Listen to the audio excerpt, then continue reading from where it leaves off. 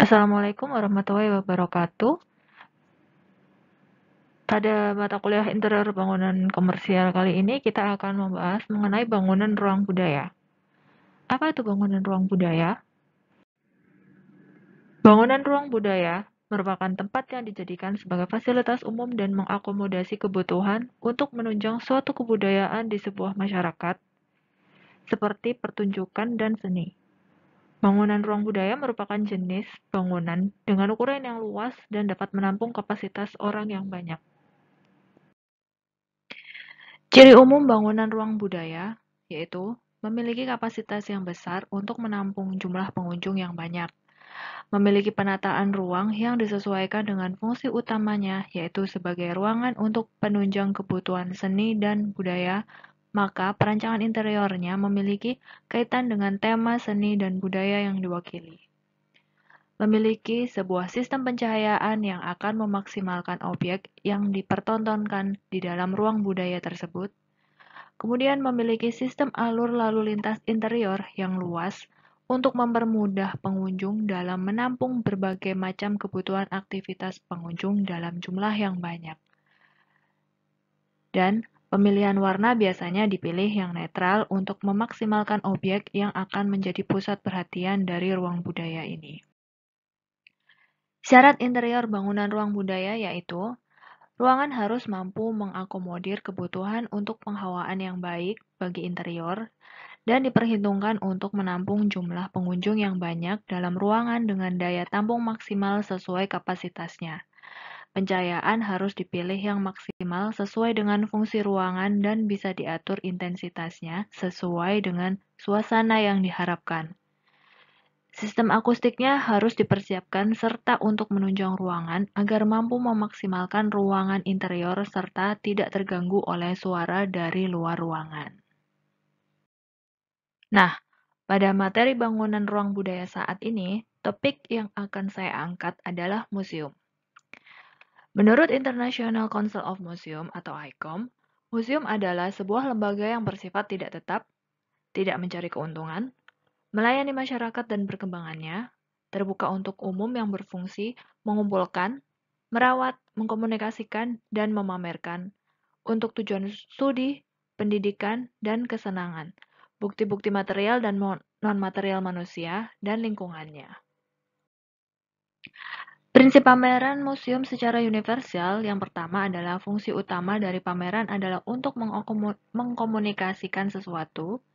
Yang kedua adalah pameran adalah media untuk berkomunikasi. Dan yang terakhir, pameran merupakan suatu pengalaman, bukan produk.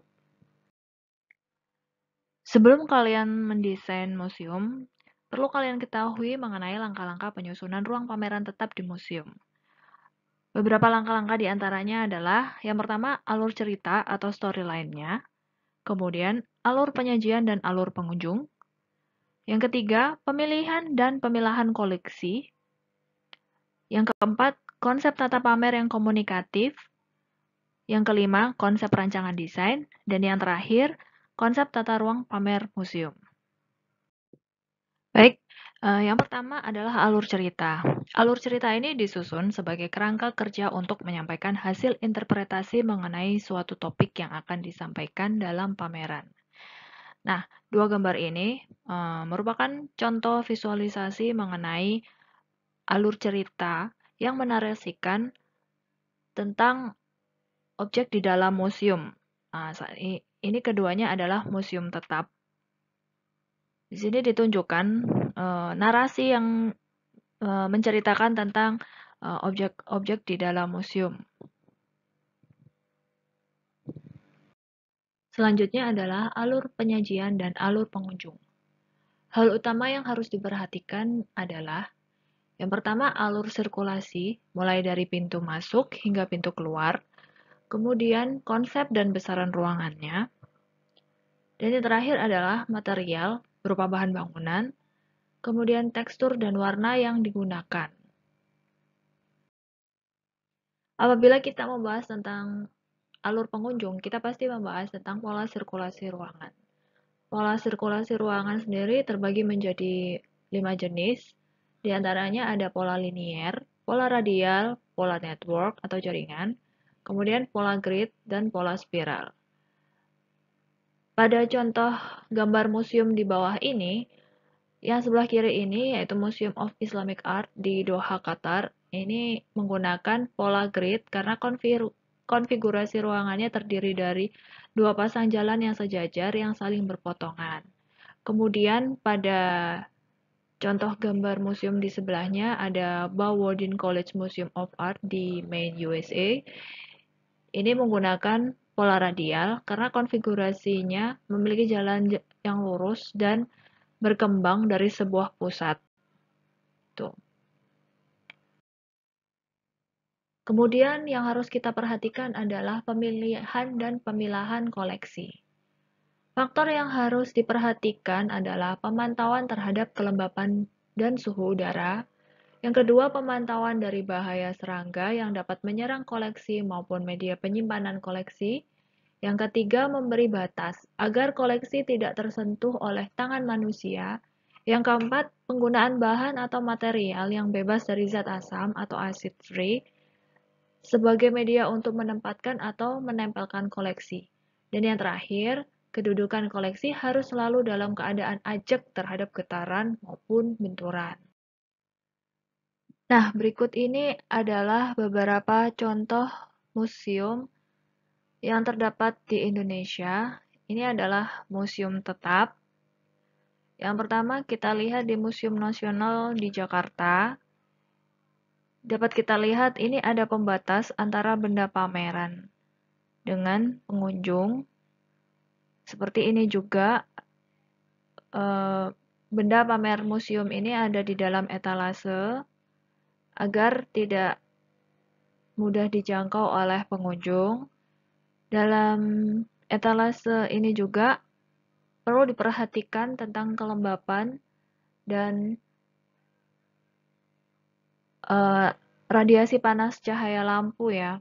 Itu perlu diperhatikan karena berkaitan dengan material objek pamer sendiri gitu. Kalau terlalu panas bisa rusak karena benda-benda di dalam museum itu cenderung benda-benda yang tua dan perlu diperhatikan secara khusus bagaimana merawat benda-benda di museum itu. Langkah selanjutnya adalah konsep tata pamer yang komunikatif. Pihak museum harus memahami benar sejauh mana bobot materi informasi yang akan disajikan, media apa yang akan digunakan, dan unsur pendukung apa saja yang dibutuhkan untuk menyajikan informasi tersebut.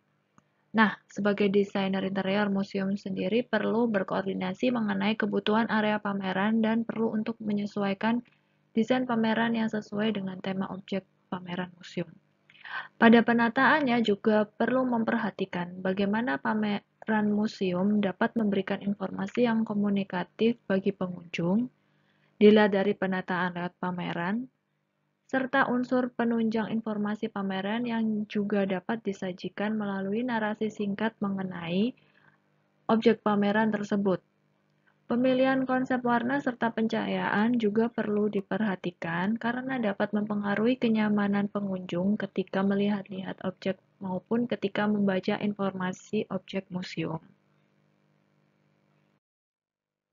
Langkah yang selanjutnya adalah kita harus mengenal konsep rancangan desain pada museum. Jadi, dalam museum terdapat pembagian zona. Ada 4 zona yang perlu kita ketahui sebelum kita mendesain interior di museum. Yang pertama adalah area publik dan koleksi, kemudian ada area non-publik dan koleksi, lalu ada area publik dan non-koleksi, serta ada area non-publik dan non-koleksi. Nah, berikut ini beberapa contoh zona-zona di museum ya, yang sebelah kiri ini adalah area publik dan koleksi. Kita bisa lihat di sinilah pengunjung ke museum datang di area sini karena di sini merupakan area publik dan juga area koleksinya. Kemudian yang berikutnya adalah di sebelah kanannya ini adalah area non publik tapi adalah area koleksi. Artinya ini adalah tempat penyimpanan barang-barang museum, tapi tidak untuk dipublikasikan, tidak untuk area umum gitu ya. Kemudian yang sebelah kiri ini adalah area non publik dan non koleksi. Artinya bahwa fasilitas yang disajikan di museum ada selain koleksi museum gitu ya. Misal seperti ini adalah area tunggu atau area duduk, bisa jadi seperti kafe gitu. Sementara di sebelah kanan sini ini adalah area non publik dan non koleksi. Maksudnya adalah bahwa di sebuah museum itu pasti ada ruangan untuk administrasinya ya, untuk kantornya. Ini sifatnya untuk administratif gitu ya. Berikutnya mengenai konsep tata ruang pamer museum. Jadi ruang pameran museum sendiri bisa dibuat dengan desain yang berbagai macam. Misalnya pada Museum of Islamic Art di Doha, Qatar ini ya, pada gambar ini, misal objek museumnya disimpan di dalam sebuah etalase kaca itu, kemudian dengan lighting tertentu dan uh, penggunaan warna di ruangan yang terlihat sangat modern gitu ya. Di contoh selanjutnya, ini adalah Contemporary Jewish Museum, yaitu museum uh, kontemporer Yahudi ya, berada di USA, California. Jadi objek museumnya ditempel di dinding gitu dengan uh, tatanan layout yang unik. Kemudian backgroundnya juga warnanya tidak melulu putih, tapi bisa juga warna warna soft seperti biru dan hijau pada gambar ini. Sementara supaya dia tetap konsep kontemporernya tetap berada di satu garis, dia menggunakan lantai yang warnanya abu-abu ya, dan uh, ceilingnya expose, atap expose, tapi di finishing warna putih. Ini kontemporernya sangat kerasa ya. Lalu selanjutnya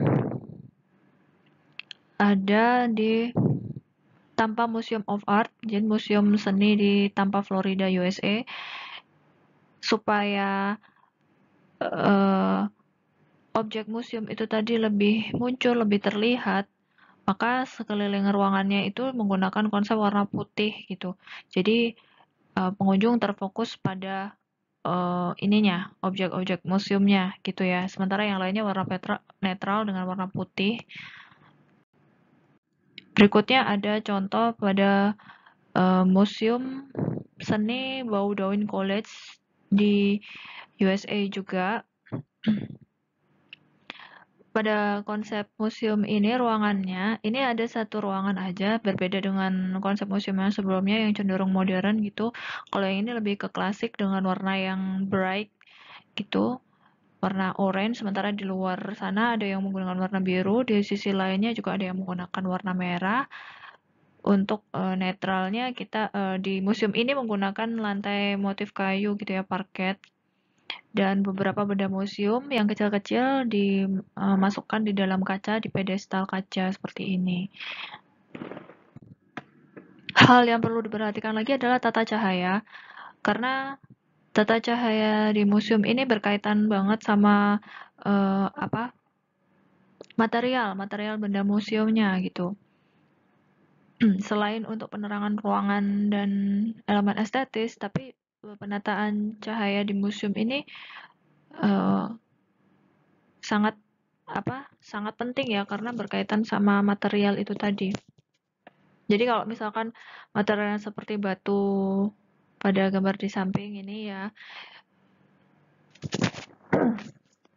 perlu diperhatikan juga pencahayaan yang seperti apa yang cocok gitu.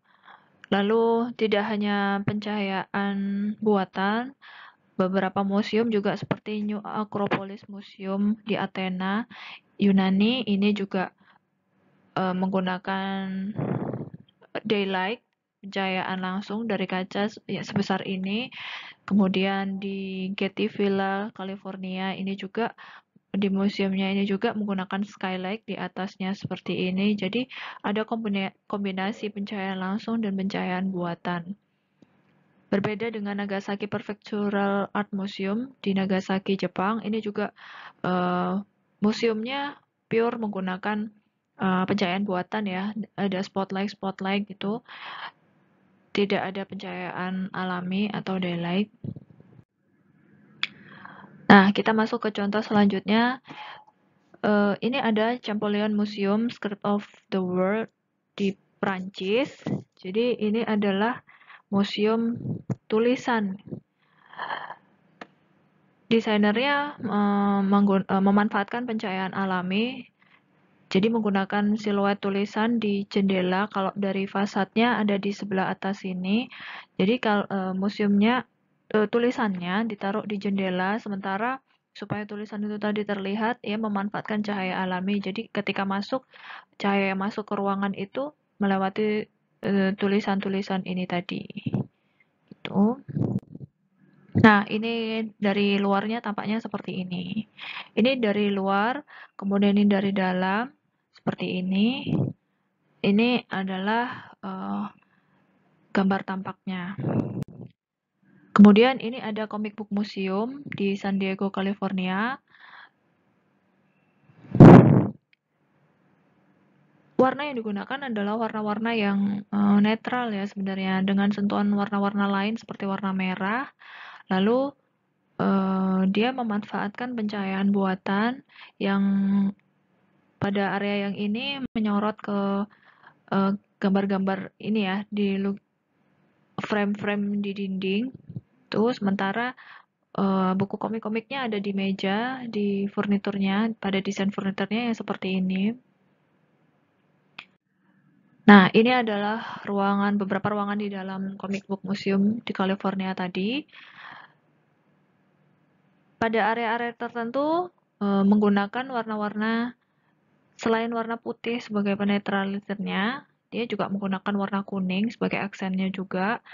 Jadi karakter komiknya dengan warna-warna yang bright itu tadi muncul di sini. Gitu. Lalu pada pencahayaannya juga lebih banyak menggunakan pencahayaan buatan ya, lebih ke spotlight gitu. Contoh lagi adalah International Perfume Museum. Konsep bangunannya lebih ke modern, dan di sini bisa kita lihat penggunaan pencahayaannya juga lebih ada kombinasi antara pencahayaan alami dari jendela ini, kemudian ada pencahayaan buatan juga. Lalu pada area ini adalah area bibitnya gitu ya, tanamannya. Ini area outdoor, semi outdoor sebenarnya. Nah, karena namanya museum parfum, jadi ini adalah tempat ini tanaman yang dipakai sebagai bibit parfumnya gitu. Nah, ini dalam ruangannya. Bisa kita lihat pada area yang tanaman ini tadi, area gardennya, masih ada skylight-nya, kemudian warna-warna yang digunakan, warna-warna yang cenderung modern karena di dalamnya masih ada terlihat pipa-pipa ini ya, pipa-pipa struktur-struktur pabrik yang lawas gitu. Karena ini dulu ceritanya memang pabrik, tapi dialihfungsikan jadi museum. Jadi elemen-elemen yang mesin-mesin pabrik itu tadi tidak dibuang semuanya, tapi bisa dimanfaatkan menjadi elemen estetis. Sementara kalau kita lihat di dindingnya sini, di samping ini masih menggunakan dinding yang unfinished gitu. Jadi tetap terlihat rustic gitu ya. Terlihat kalau ini sebenarnya bangunan kuno tapi dimanfaatkan lagi menjadi museum. Nah, ini juga kelihatan di sebelah kirinya ini juga unfinished dindingnya. Tuh, kemudian sementara di bawahnya ini dimanfaatkan sebagai display parfumnya. Lalu supaya rustic itu tadi tetap menonjol tapi tidak terlalu kaku rustiknya, pada konsep desain interiornya menggunakan modern itu tadi. Bisa dilihat warna-warna yang digunakan warna-warna yang sangat netral, kemudian pencahayaannya juga sudah sangat bagus ya. Di dalamnya sini kita lihat ada backlight gitu dari sini, tidak hanya dari atas tapi juga dari belakang displaynya. Nah, sekian presentasi mengenai bangunan budaya ya, bangunan ruang budaya. Demikian saya akhiri. Assalamualaikum warahmatullahi wabarakatuh.